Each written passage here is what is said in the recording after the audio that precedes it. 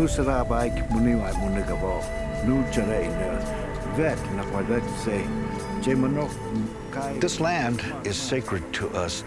This is where we had our medicinal plants. The drinking water, where we bathed and watered our horses. This valley would have been our hunting grounds. The valley where we came to pray, meditate, have our families. Our men would be off into the hills hunting for days, but always coming back to this valley. And not take it for granted, but take it for our livelihood. The Yunkapargri inhabited this area, this beautiful mountains, and they lived here in harmony with their resources.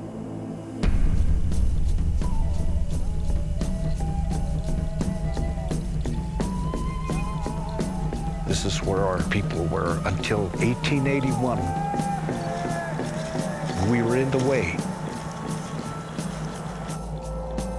The government saw fit to make room for these people that were starting to come in, the miners and ranchers.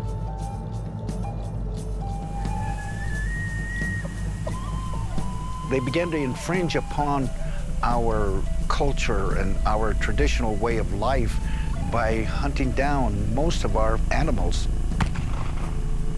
We found it harder and harder to maintain our lifestyle. It became overwhelming. We were removed out of Colorado into Utah and forever losing what we had and what we thought we'd always have.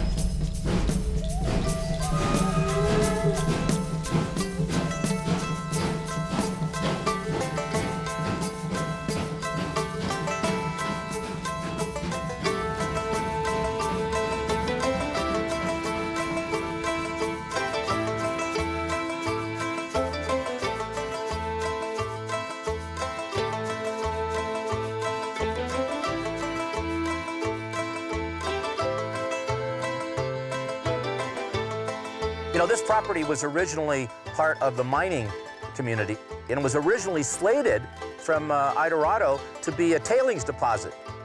I got a job from the old Taylorite mines when I was 16. They hired us kids because they couldn't get anybody else to work in the mines. There was over 600 guys that got drafted in World War II. No guys of that age around. It's all just young kids and a lot of women and girls.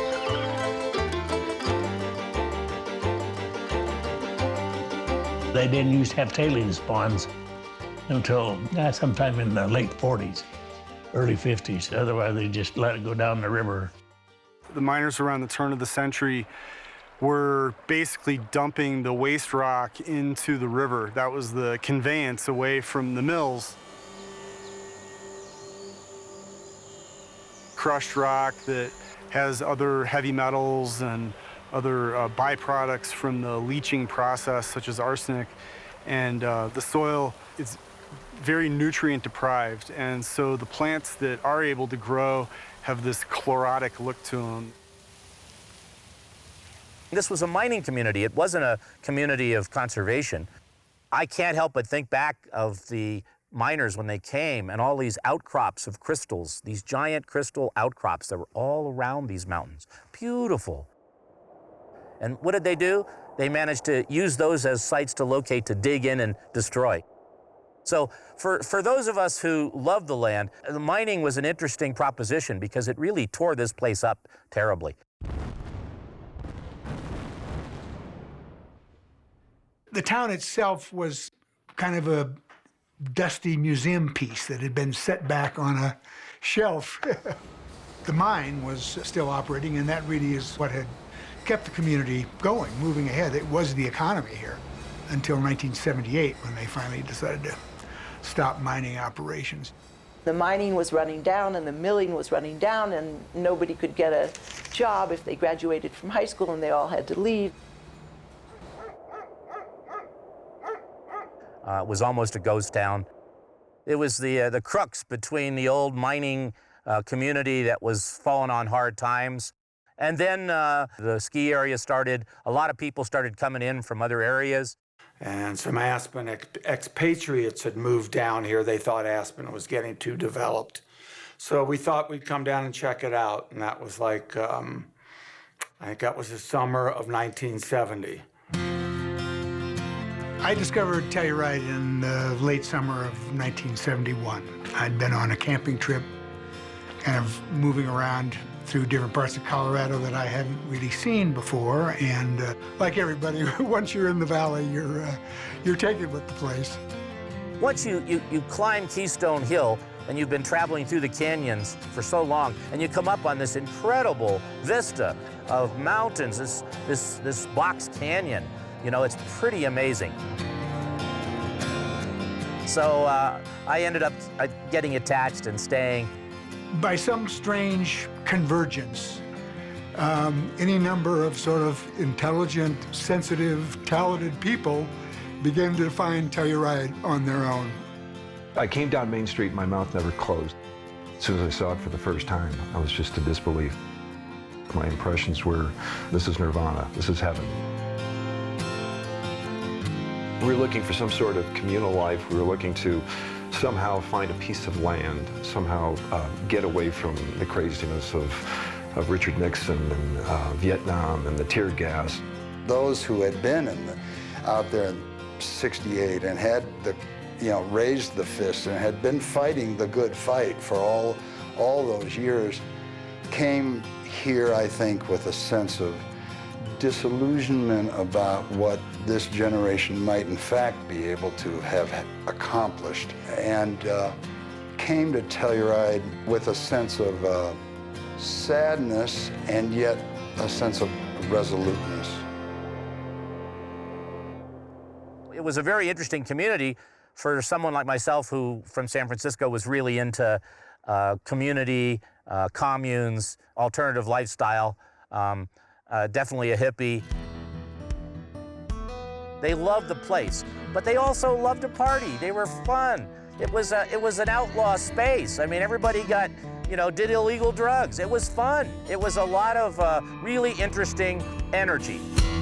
We came into a mining community. They didn't want us. They didn't like us. They didn't care for us. And it wasn't just because of sex, drugs, and rock and roll. It was because we were different. Because there were some people who just, if you had long hair, they didn't want anything to do with you. And other people were more receptive, and you could build sort of one-on-one relationships with people, and there were a lot of nice folks here, I got acquainted with a lot of them, and hell, they weren't any different than the miners, human beings, And I made good friends with a lot of them, And in fact of it is, when we started cutting ski trails, I hired quite a few of them. And there were no women. There were no women here. Women were more than welcomed here. They were advertised for. They said how many good-looking guys there were here, how well they would be treated. This was back when there were like 5 guys for every girl, and it was wonderful because the women were all sort of empowered. There were all these strong women that came, and we all got along great. There were more males than females in Telluride, but more women than men. You got women running to responsibility and men running away from responsibility. It made for a very strange mix. My husband and son and I came here in 1975 from Southern California. I was in grad school in Albuquerque, studied communications and economics, and I promised my parents that I was on my way back to the West Coast to work in a bank and get a real job.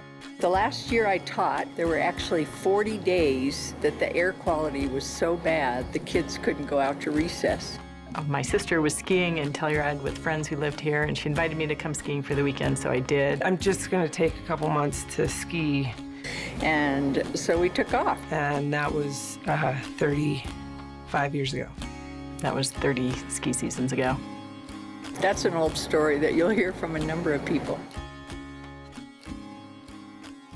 We knew it was going to be a successful place. We could tell. I mean, the location, the skiing, the whole deal, we knew it was going to be a hot item. Again, those of us who thought a little bit about what these places could be began to realize that we needed to kind of get involved and begin trying to shape the way Telluride would develop. You know, we were all here 4 or 5 years, and the town was really run by, as it should have been, by the people who were here before, the long-standing locals and property owners and miners. And it didn't really gradually shift. It took a major political movement with a rousing rally at the Opera House. We formed a coalition of people here to run for town council. So we put together what was called a slate of candidates for all 7 seats. And anybody that wanted to run and be part of the slate was welcome to come to the convention and run as a group. We were speaking basic democracy. We were speaking getting back and rebuilding government of this country from the bottom up. And there was a resolve in there, and there was an excitement in there, and there was a commitment in there, and there was a bonding. We were successful in taking 5 of the 7 seats on the town council. That began a kind of a real shift in some of the direction that the town began to take and try to protect and at the same time enhance what we felt like was a really special place on the American landscape, and I think it remains so. I think we did a good job.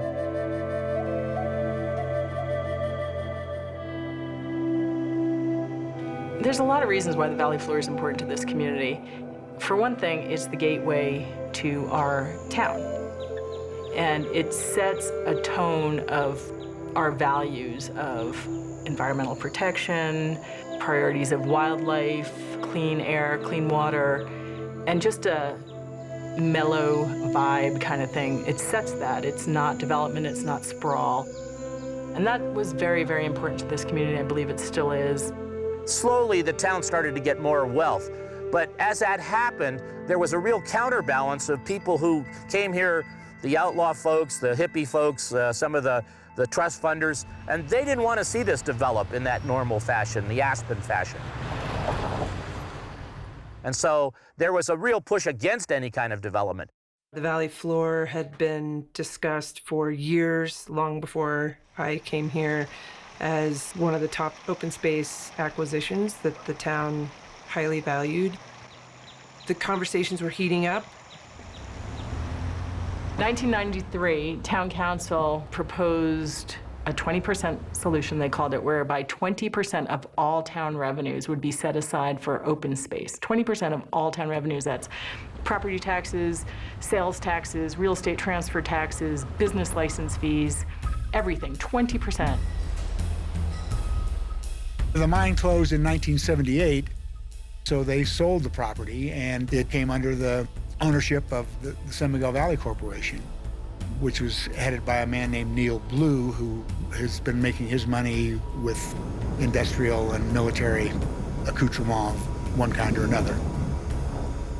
This was not a gentleman who hung out at the bars in town and, dined here with his family. This was somebody who we knew as the developer of the Predator drone. I mean, he wasn't a part of our community. We didn't know him.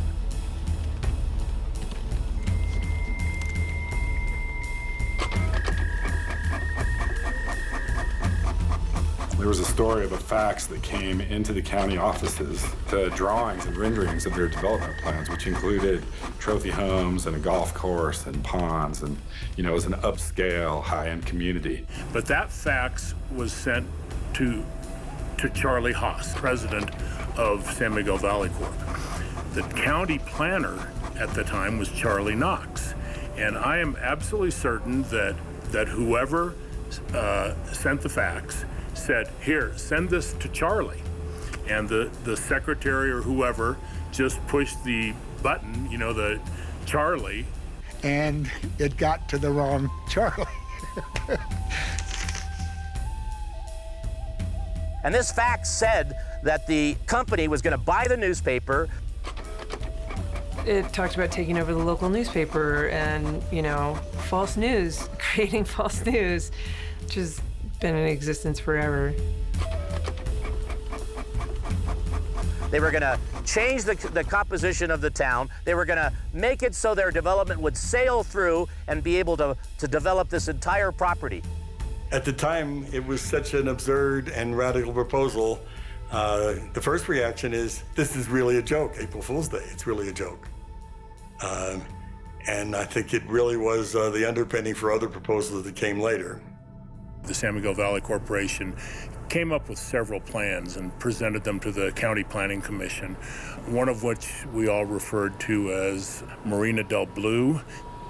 He had 3 lakes out on the valley floor, probably a couple hundred condos surrounding it. It literally looked like Marina del Rey.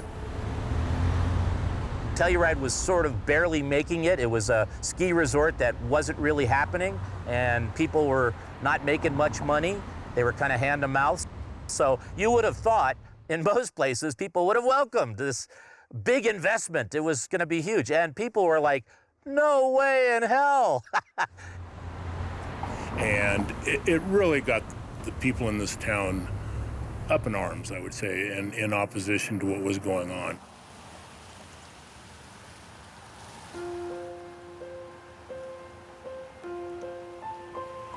Helen Newell was the wife of the editor of the Telluride Times. And I used to meet them a lot and talk to them. We'd meet at the Free Box and chat about things. She was a really wonderful spirit. She had some health issues, and when the paper sold, stayed. She didn't leave. Helen loved this place. She loved this valley. She skied every single day. She loved the mountains. It was the place that she wanted to live the rest of her life. When that fax came out, she was really crushed. She was really, really deeply distraught to find out that her sacred valley was going to be turned into another development. She came out one night, laid down in the river, and drowned. This was her way of leaving.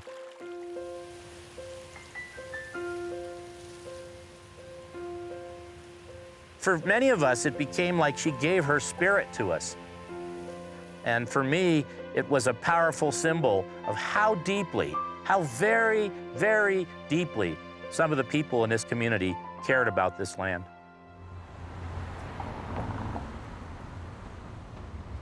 Virtually everyone in the community wanted the valley floor to be open space. People just didn't know how to do that.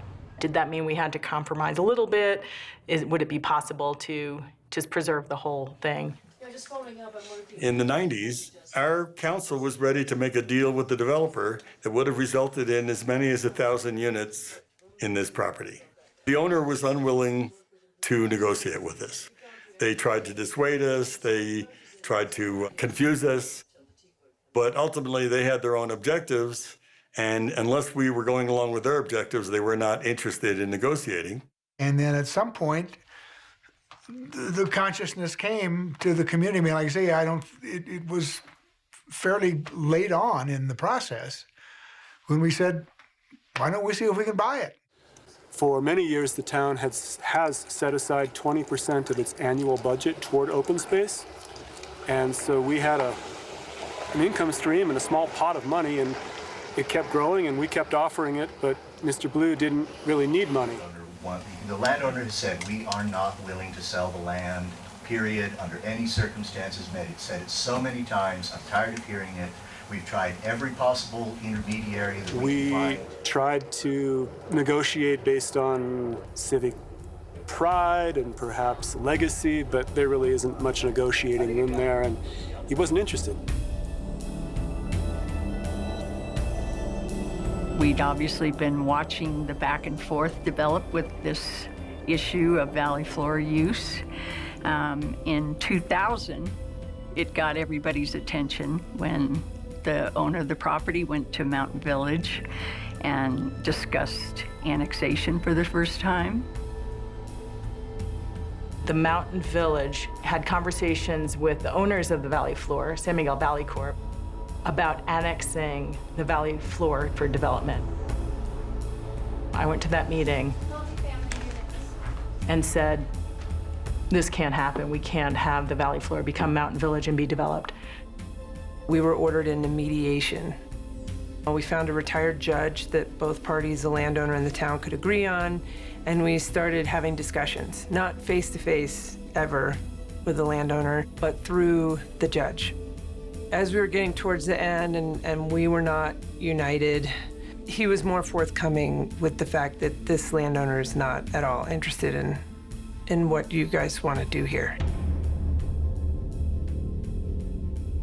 They decided they would close off access to the Valley Floor for recreation. We used to use the Valley Floor for recreation when SMBC owned it. There were Holstein cows out there, but we could Nordic ski and we could ride our bikes and we could walk and do all those things. The owners shut the property down, basically closed it off, created no trespassing situation, and people were shut out of the Valley Floor. And that really even further solidified everybody in terms of their position relative to development out there. Joan May decided we need some type of event to rally and to show the community, to see what kind of support there is for this. We held the Rally for the Valley. We were hoping 50 people or something would show up and hold hands and walk out to the Valley Floor and state our solidarity for preservation. But as they were planning, a lot of doubt came up in their minds of, what if like 10 people show up to this thing? We're gonna look like a bunch of idiots and it could just compromise this whole thing. Lots and lots of people showed up, far more than we ever thought would. When 1,500 people walked out there hand in hand to make a statement that this is important to us and we do things differently here and we're going to step up. There was just a real feeling of celebration and unity. Telluride's always had a bit of a challenge between feeling like a close community and having strife, and I think that rally really helped people feel like they were all part of the same thing. That was a wonderful way to show people how important this was. Got everybody on board and galvanized the energies. People who wanted to see the Valley Floor preserved decided that this company was not somebody to be trusted, not somebody to deal with, that we needed to do whatever it is we needed to make this happen, to take it on. And it's interesting because I started hearing the term right of eminent domain. Sounds horrible. Eminent domain, it's mine. And it's not an easy decision. Corporate life in a greeting card company does not prepare you for eminent domain.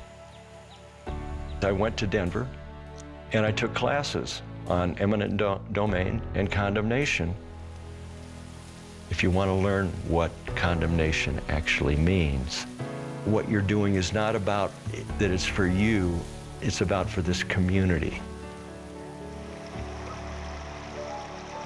Condemnation, even though it has a really bad connotation around it, it really states that you have to pay whoever's land it was a fair amount of money.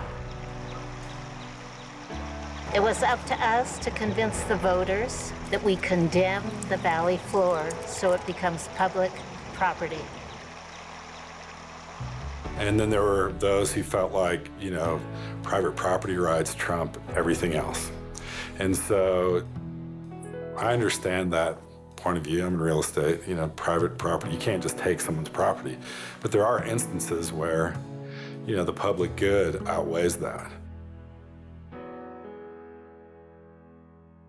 After much discussion and much consternation, we decided as a council to put the question, should we condemn this property for open space, to the voters.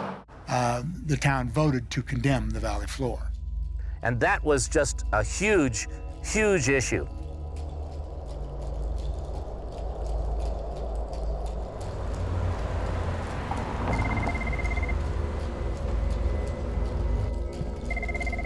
the landowner approached sponsors in the Colorado legislature for a bill.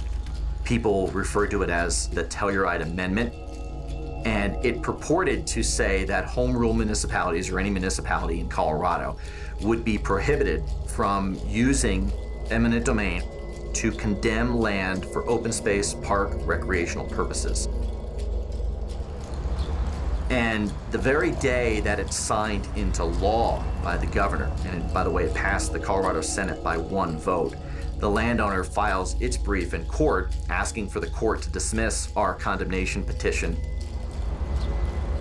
And obviously you have to have a great amount of influence if you're going to be able to approach the Colorado legislature to approve and put into law a bill that's designed specifically to thwart a condemnation effort that you are on the receiving end of as the landowner.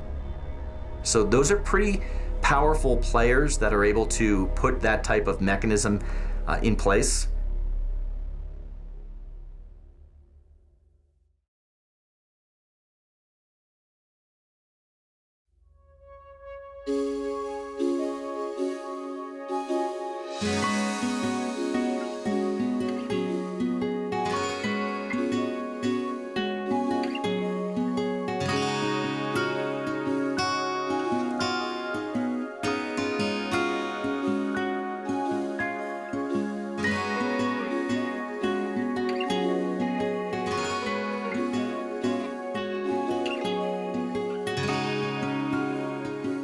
There was a last-minute attempt by the political types.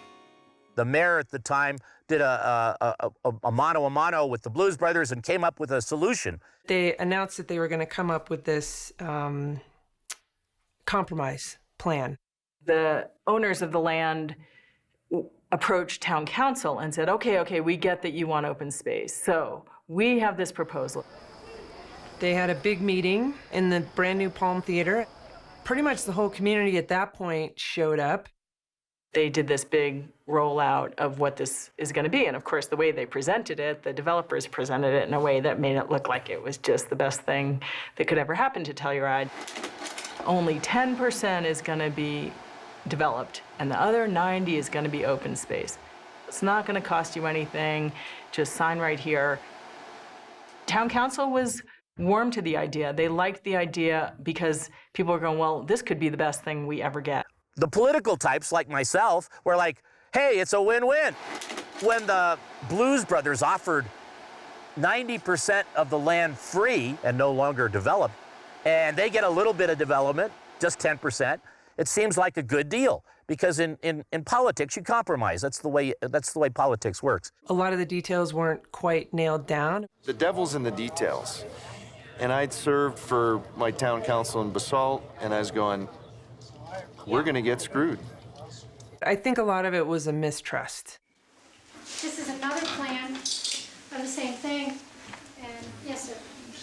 Yeah, several times in your discussions you've made reference to the fact that this might happen or that might happen if the community wants it. Could you clarify what the community is that you're trying to consider in those kinds of statements? I wish I knew. One of the reasons this process... We could probably help you with that. And there's a general mistrust of government always, so it wasn't the people in the government, it was just the structure of the government.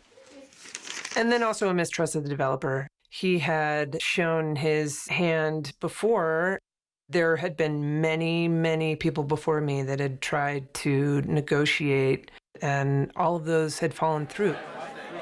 And the same people who were fighting for condemnation and preservation were just having a harder and harder time. They had been speaking to this issue for years. They were worn out. More and more people who I expected to be on the side of preservation were getting up and kind of accepting this idea as it was being pitched. I'd rather see the things stay in private hands rather than the town of Telluride. We should maybe put a little housing on it. It's way too costly. I'm torn somewhat. We have a housing shortage and schools that are bursting at the seams, and all of these issues we need to address. We can deal with those. We're pretty capable, and we can pretty much do anything we put our minds to if we come together and do it. If we're divided, we're gonna be arguing forever. We were kind of heartbroken because we thought, well, darn, this is the best we're gonna do, and it's not good enough. Today is not a time to stand down. I was kind of an emotional wreck, and I am sure there were tears shed. In the end, I did stand up. I continued to fight.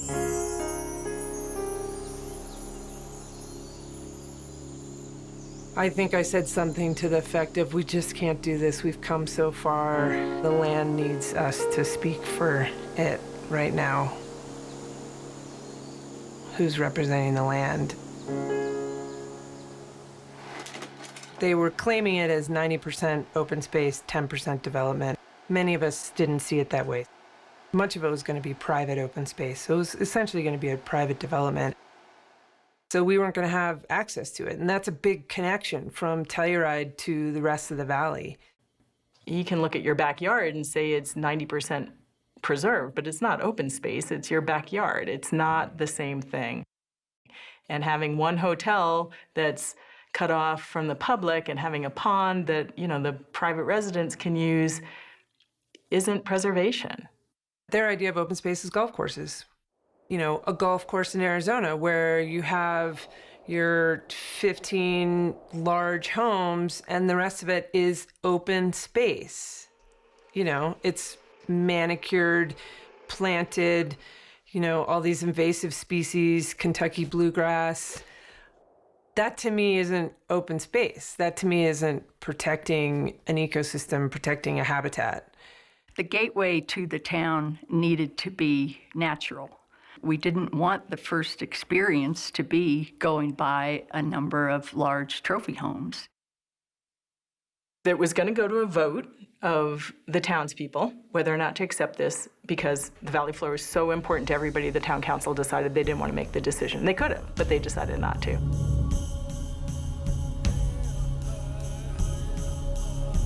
Because they presented this alternative, the issue then had people who were for and people who were against. It threatened to tear the community apart. So the valley floor was always a contentious issue. I just remember it being very contentious. Very contentious. Seemed really messy. It seemed like we were making it really difficult. It was difficult to hold conversations in public sometimes. It was hurtful to be calling for discussion and being called corporate shills. The compromise that was put forward didn't seem like a great deal for the town or for the townspeople. Because I think if you give them an inch, they take a mile. How many times do we have to tell our elected officials who are supposed to be representing us that we want to do this? Condemnation zealots, I'm going to call them. Not oftentimes easy walking down the street in Telluride if you run into somebody that disagreed with you. But my answer would always be, did you really understand what condemnation and eminent domain was really about? It was really about that thing that we call the heart of Telluride. It was a tough time for a lot of people in town because it was a divisive topic in the community. I, like probably a lot of other people, was mixed about it. On the one hand, you have a parcel adjacent to the town of Telluride that's on sewer and it's on water. It's on a transportation corridor. We knew we had housing needs locally, but simultaneous to that, you had this spectacular piece of land that was in a position to be protected and preserved in its entirety, which is really unique, especially in this high alpine setting. Approximately 60% of the landscape is wetland area. The spruce forest that occurs out here is very common in wetland communities, and the wildlife thrive in locations like this. Wetlands are used by about 50% of the species in Colorado.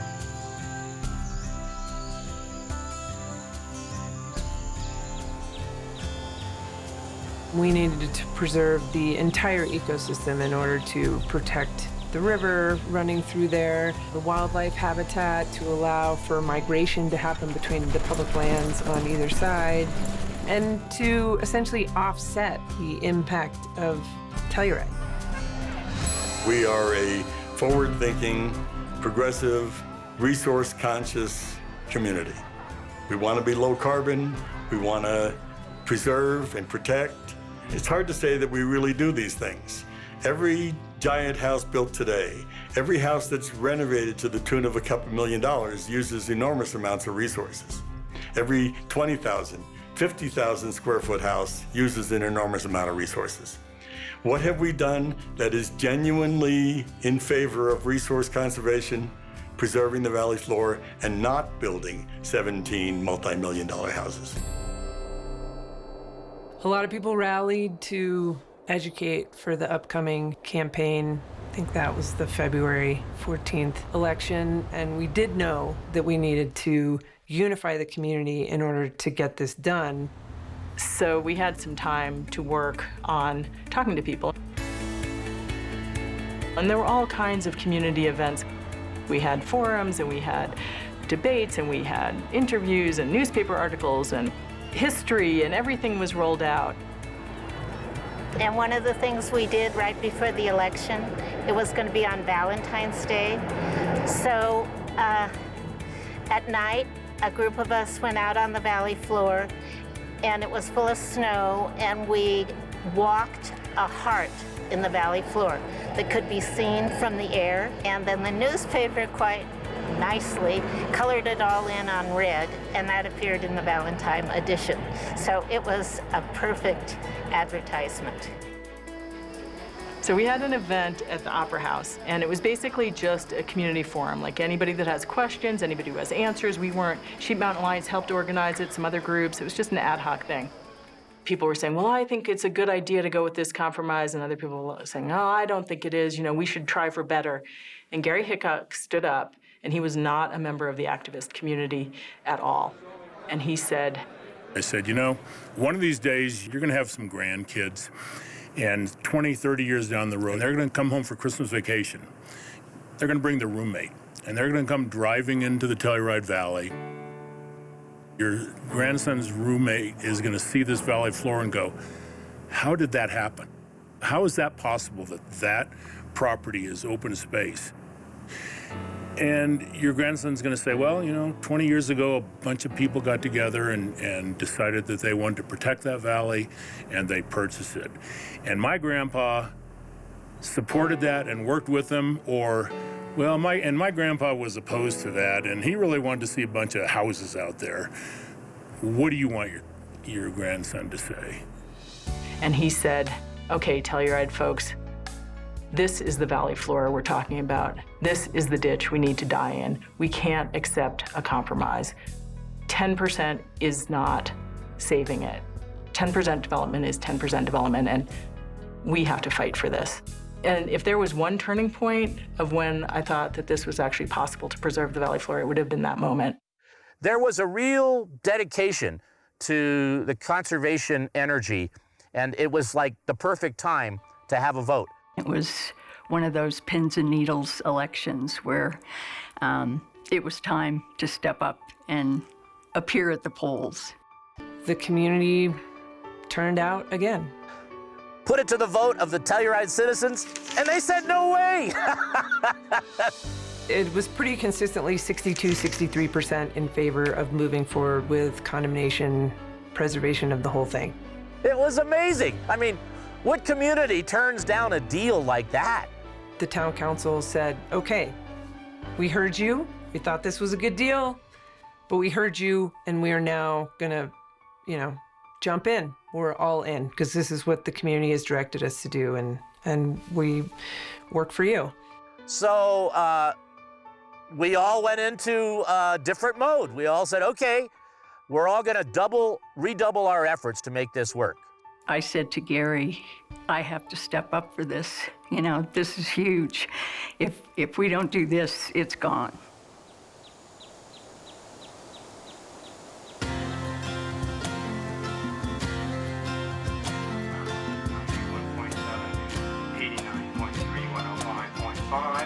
It's currently 75 degrees outside. Rocky Mountain bedrock is next. Today, a debate on the Valley floor. Representing the pro-condemnation forces, Roberta Peters. The vote had already happened, so a lot of the acrimony had passed, and the town was more just on board with getting this thing done. Hey, how's it going? Good, how are you doing? Good. From my perspective, I was in awe of the town. I was very idealistic. The election went our way. Now what are we going to do?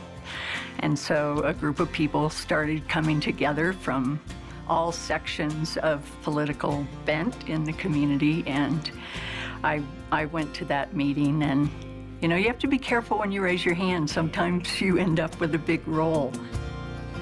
Valley Floor Preservation Partners was a partnership that was formed between the groups that had been working on this issue for a long time and were very passionate, and the government. Once we initiated condemnation, the first thing you have to do is get an appraisal. So we got an appraisal. $24 million was the value that our appraiser said. We had the right to condemn. That had already been decided. It was just the valuation trial, which was the scary thing. But we thought we had a really solid appraisal that was completely, couldn't be argued against. And then maybe a couple million on top of that. So maybe up to 30, but that's a stretch. Like, they won't go. We thought our appraisal was solid. That was before we knew that there were such things as alternative facts and that, you know, the facts don't matter and that sort of thing. And we knew we were back on the course of condemnation and a formal trial and the award that we had to pay. We had to come up with that award if we wanted to condemn the property. The judge in this case was convinced that the landowner could not receive a fair trial in San Miguel County, and the judge moved what's called venue, or the location of the trial, to Delta. The lawyers for the Blues Brothers were able to convince the judge to move the venue, which was a very controversial thing, and in some ways not really fair, because Telluride is an island of liberal in a sea of conservative. So everywhere else, people are huge property rights supporters. Here, we're public land supporters. We support our public lands. We support the common ownership of lands. And the judge at the time was not friendly to our case, and it got moved to the most conservative county in Colorado, the most property rights, you know, advocating county in Colorado. So I remember that day when we heard that it got moved to Delta, and I thought, that was a really bad card we drew, but we have such a solid case. It was this do or die moment for the town, whether you were going to succeed with the condemnation, the funding, the legal ability to go forward with the case in the first place, or if you were going to fail on those endeavors and then see the development occur with little to no input from the town going forward under the county regulations. We initiated the lawsuit. They had the choice of having a jury trial or a judge trial, and they chose a jury trial. In some ways, it seems rather odd that you have all these detailed appraisals and reports and hundreds of pages of analysis on development scenarios, and then it comes down to 6 people deciding what they view as the value of the property. So at the conclusion of the trial, as we're packing up all of our legal papers and vacating the courtroom, an alternate juror made eye contact with me and kind of motioned her head over that she wanted to talk to me. And she told us a story that was troublesome in many ways. That story related to conduct that occurred in the jury deliberations. Members of the jury were not giving the town a serious, detailed examination in court. It was based on gut reaction that the town was bad or evil in some way. They felt very sympathetic to the landowner, that it was inappropriate for the town to be using the authority of eminent domain or condemnation to take this land. I think the word they used was from this poor guy. There were apparently discussions in the jury room about going even higher and awarding a higher verdict or a higher damage award in excess of what the landowner was asking for. That was very difficult to take from the town's point of view because we were not getting a full, just, fair consideration of all the merits of the case. but you're hearing bias against the town in one instance, or against even the power of eminent domain in a broader context, that's disturbing on a number of levels. This is the KOTO Community Radio News for Friday, February 16th. I'm Katie Klingsborn. And I'm Kara Pullo. In today's headlines, Virginia Placer Law... I want to say it was a Friday morning, 11 o'clock. I was listening to the radio at home, and the mayor, John Pryor, came on the radio and said, okay, folks, we have the valuation. We just heard it. And I was standing in my kitchen. Forecast for the Western San Juans called... I heard the mayor say the valuation came in at $50 million.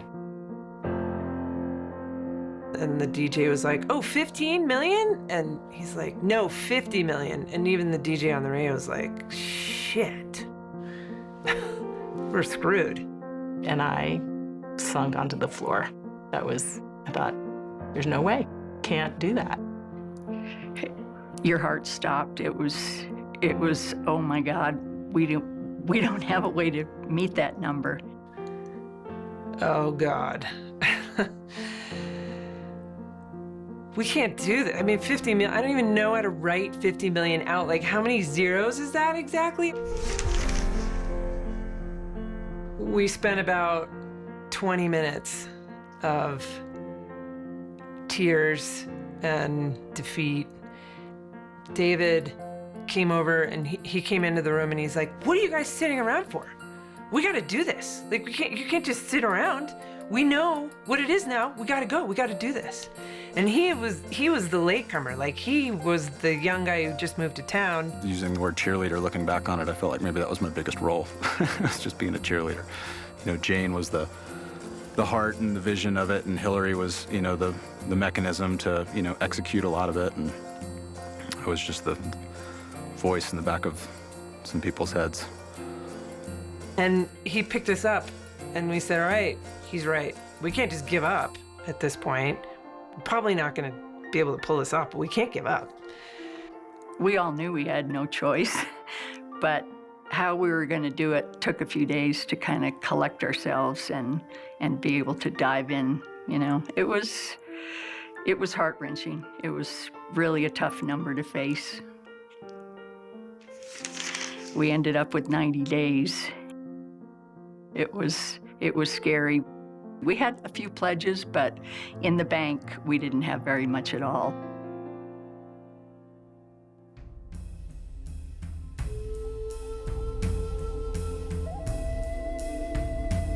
You know, the word was out, obviously, immediately. It was a headliner, $50 million in the paper. So people knew. They knew the time was coming, and it was time to really step up. We wrote about all of it, and it was really an exciting time because it was like a countdown, and it was something that it just didn't really seem plausible with the time frame that they had. The consequence of not funding the award, I kind of call it the worst case scenario. You would be responsible for your own attorney fees, which were about $2 million. Attorney fees for the landowner, which were in the range of $2 million to $4 million. And then the land would be free for development under the county regulations. And if you go back to that, the settlement proposal, where you could have had maybe 90% of the land preserved in perpetuity through the settlement, well, that would have been wiped away completely. That was no longer on the table. It was going to be basically a lost cause. We had 3 months. So we hired a professional fundraising organization to come in from Denver and do an analysis of the whole thing for us. The fundraising team went out and they did their due diligence and they interviewed these folks in their very, professional approach. They had a lot of experience. And they came back and told us, it can't be done. It's not gonna work out. And so we wish you well, the best of luck, really, but we can't engage on this because we can only really engage when we think there's a chance at success. And we thought, oh gosh, what are we doing? But at that point, we were all in, and we knew we had to do it, and we all felt very passionate about it. And so we just put that in a folder in the very back of a file cabinet somewhere, and we did not tell anybody about the existence of that report. We kind of had a small team, and we put our heads down, and we organized. None of us were experts, and we tried everything. People were coming in off the streets every single day, and ideas were coming in left and right. Kids were selling lemonade and cookies. We did fundraisers. Different artists did art pieces that they sold for the Valley Floor. We did silent auctions. We had keg parties on Main Street. I went up and down Main Street and went in every business I could and asked them if they would like to participate. And we donated 100% of our sales from that day, which was about $20,000. It was going to be our 50th anniversary, and we were saving to go to Machu Picchu. And we decided we'd rather have the Valley Floor. You know, there was no comparison. So there was really that, be creative. Every dollar counts. We wanted their dollars to count. And when Pamela Zoline and the Telluride Institute stepped up with the idea of the wishing well, that was one thing that was, in my mind, I went, oh gosh, you know, we need $50 million, and a quarter at a time is not going to do it. Where's our energy best spent? So it's like a 4-ton piece of art, and that was put on Main Street. It was another one of those things where we thought, oh, this is a great idea, and isn't that sweet? And then it was part of this wave. Families took ownership of it. We had their pictures. Dogs would sponsor, you know, a week at the wishing well, and they had their picture on the wishing well. We went around and organized people working a day for free to put all their money into the wishing well to be matched. Families would step up and go, you can use my family's name. We will match whatever goes in that wishing well this week up to $3,000, $5,000. And over $1 million of people's coin collections and silver dollars and waitresses on their way home from work, putting a percentage of that in. And we just rode the wave at that point. I mean, some of it I felt like was kind of out of our control. It just was meant to be. I think you can't think too big. It's not enough just to do cake sales. You know, you kind of need to go big time. We oftentimes, and particularly myself as in government, we think in little discrete bits. But really, you have to have a big dream. And this was a very big dream.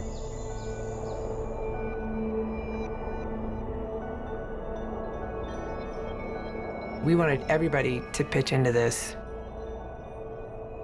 But we knew we'd have to ask for some big chunks of money from certain people. We had another potential donor, Tom Shadyac. Welcome back to Mountain Film and Telluride. Every year, the crew here at Mountain Film gets to sit down with some of the most fascinating guests. Now we're going to speak to big-time Hollywood director Tom Shadyac. He's a very big supporter of the film festival, as well as the town of Telluride itself. People had stopped him in the street and asked him, because he knows a lot of people in this community, and he was what I consider a part of the community and had been for a while, and was a big part of the Mountain Film Festival. And it's a ripple or butterfly effect. He just kept saying, you know, my heart's not in this, but I'm watching, you know, I'm seeing what you guys are doing, and it's an important effort, and I love Telluride, and keep checking in with me, but right now my heart is just not in this. When people are stepping up to support an effort like this, you know, many people have different avenues that they're coming from. Some people it was the wildlife, some people it was the river, some people it was the open space, some people it was the public access. You know, there had been no trespassing signs on that property for the last, you know, some years, and people wanted that back. I think the Valley Floor Preservation Partners did two things that I think were key to helping their fundraising efforts. They said to donors, if we don't raise enough money, you'll get your money back. And secondly, we will show you the conservation easement that is going to be placed on the property so that you'll know exactly what you're donating to and what's going to happen. So the conservation easement is the legal vehicle that ensures that the property is going to be protected going forward. You'll know that there's going to be no development. The property cannot be subdivided. No structures built whatsoever other than bridges and or trails.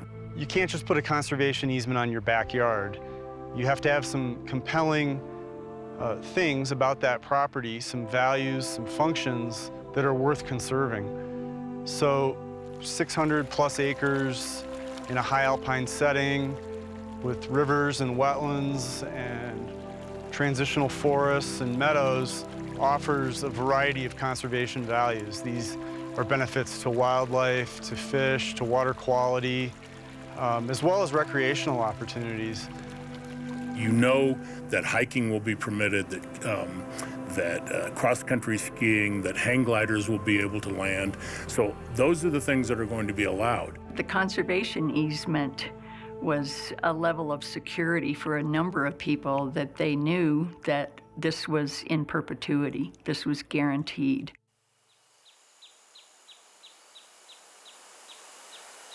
You know, it's interesting because I had a fire and I lost my house. I was on vacation and I came back and my house had burnt down. For a while I said I was going to leave and I wasn't going to come back. But there's this really strong hold of the mountains and the beauty, but that's only the start. What keeps you in a place is not, it really isn't the place. It's as much as the people. If the people don't work for you, the place doesn't work for you. The fact that we had a lot of countercultural people, people who didn't fit into the city, people who were fairly sharp. It wasn't about a hangout spot only. We had people who cared about the intellectual world, but were outdoors people. And so they loved to ski, they loved to climb, they loved to bike.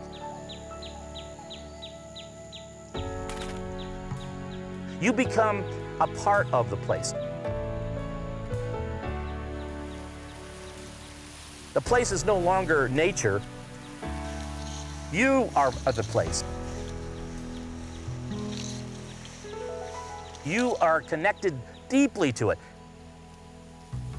The people who came here not only loved the beauty of the place, but loved each other, loved the feeling of creating a new society. I remember people talking about this. How could we survive if the whole world went to hell?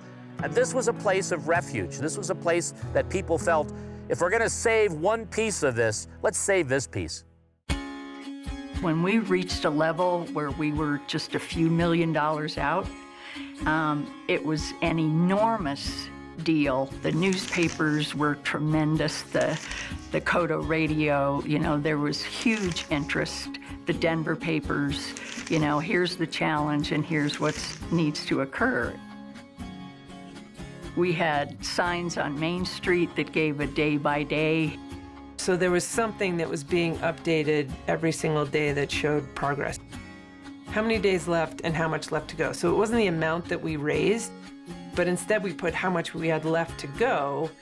So the number was going down and people felt like that was attainable. Other people who were more passionate than I, who've been part of this community for a long time, and they were getting desperate. I mean, people were coming in and saying, let's take out a loan. I'll take out a loan, you know, I'll put my ranch up. Somebody took out a mortgage on their house to make a contribution. And I can't remember who that was. No, I was one of those idiots who took out a second mortgage on my home. It wasn't an idiotic move. It made complete sense to me when my friend Chris Myers came to me and said, I suppose I could probably take out a home equity loan and donate $25,000. Would that be right? And it was sort of, before I knew it, I was committed. And it felt so right. There was never second guessing that decision. Another gal who lived here in the neighborhood had a 16-year-old son who just inherited her father's vehicle. He just got his driver's license, and that was going to be a very cool thing. He had the family car. It was his idea, I believe. He told his mom, I'd like to sell that car and give the money to the Valley Floor. Amazing, just amazing stories. We basically had two fronts going on at that time. One was, did we have the ability to raise the money in the first place? And the other was, even if we did, they were going to mount a very vigorous defense as to our legal authority to condemn the land in the face of this law that they had passed that directly said, you have no authority to condemn outside your boundaries for these purposes. And I think in many ways, that was probably purposeful, that it was designed to cast doubt on the town's efforts to come up with the $50 million. We've got 2.07 million to go, and we've got a week left. We have to know. Everybody has gone, people have reached so far into their pockets. You know, we can maybe scrape a little bit more out of this community, but we're pretty much at the end here. We've got to come up with this. So we knew we had to go back to Tom Shadyac. Okay, we either need to find out if he's in or not. And I called our friend at the fundraising consulting company, and I talked it through with her, and I'm like, well, here's my, here's the message, and here's the quote, and here's our marketing campaign. And she's like, nah, throw all that out. Why are you doing this?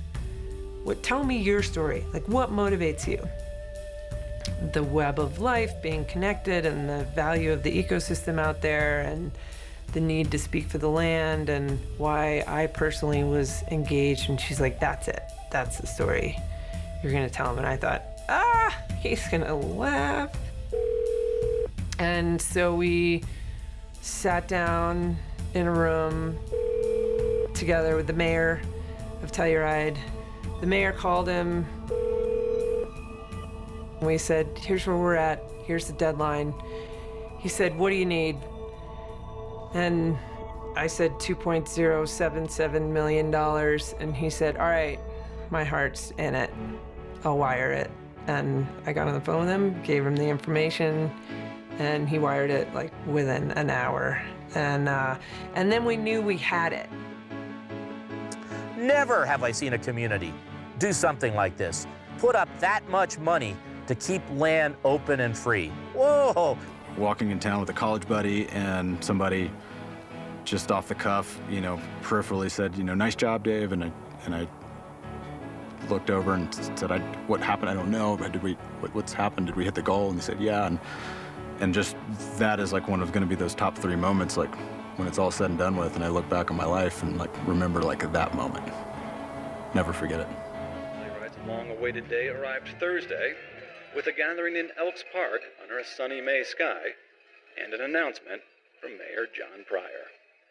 Fellow citizens of the Telluride region, second homeowners and guests, it gives me great pleasure to announce that the historic fundraising efforts, both private and public, to save the valley floor are at long last over.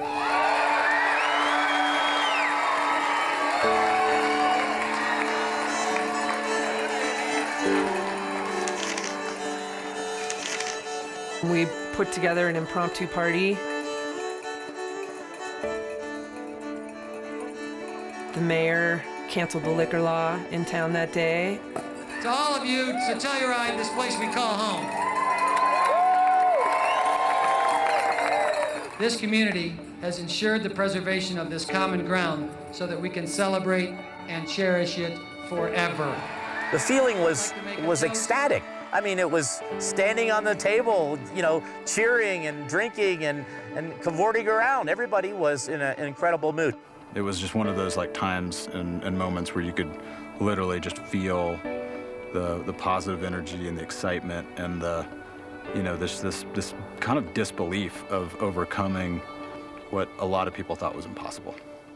We pulled this off. It was such a long shot, and we did it. How amazing is this? I'm just still amazed. I'm awestruck. It was the best thing we ever did. In my lifetime and in my 30 years in Telluride, it was the greatest thing I've ever seen in terms of that many people coming together from all economic walks who believed in it and did it. It's just proof that it can be done.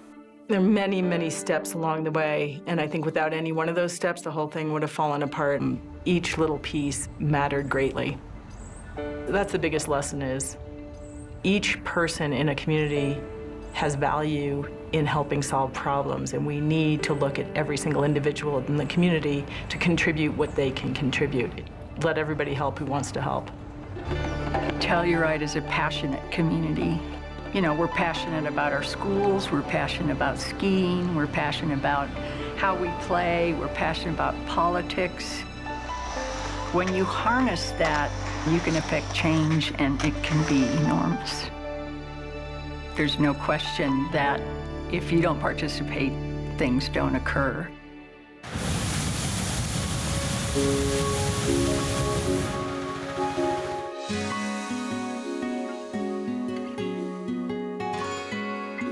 It was like a dream that then became real, then turned into a battle.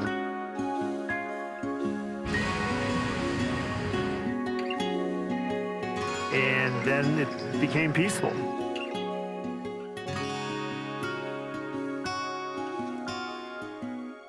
Over the years, as much as that ecstatic moment happened, I think people have just really grown to love the elk herds that now inhabit this place instead of the cow herds.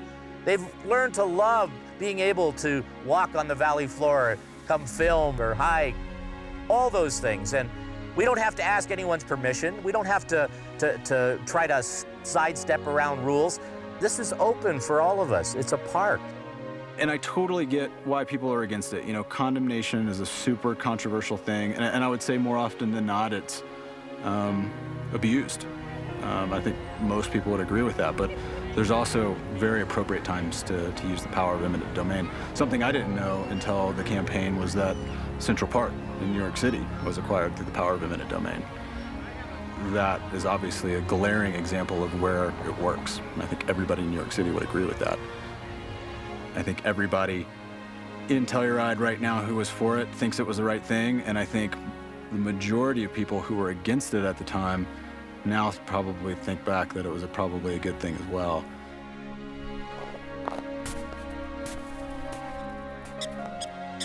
We've had little hiccups, you know, prairie dog invasions and a few things that have annoyed people. In general, I think people have grown accustomed to the fact that this is our legacy.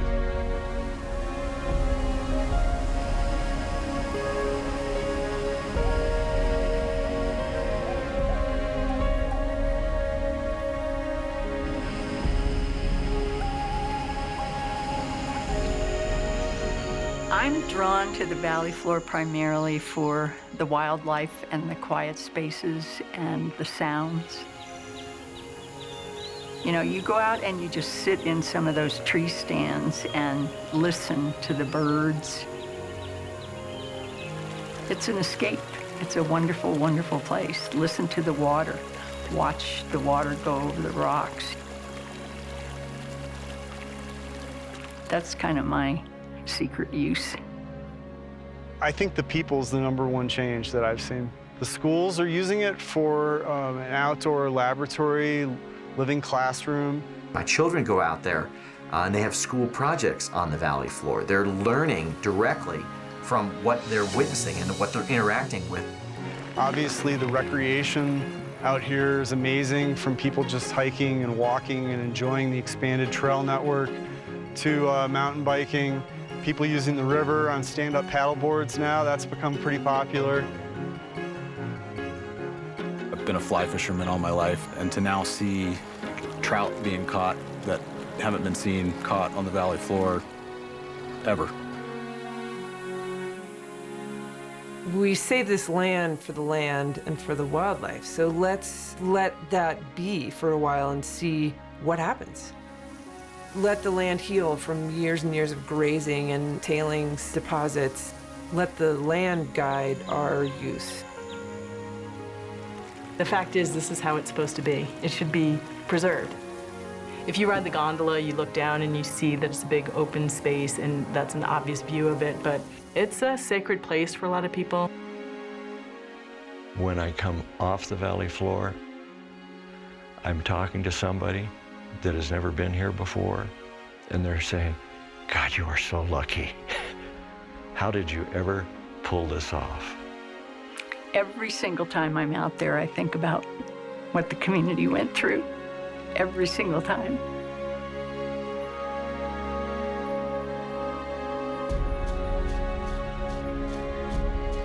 It's still beyond me that a person could own this much land and then exclude other people from it.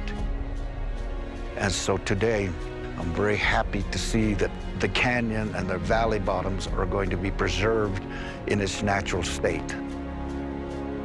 Keep it the way it is. Don't dig it up. Don't tear it up, so that generations and generations can come in and enjoy it and walk the same way that we do.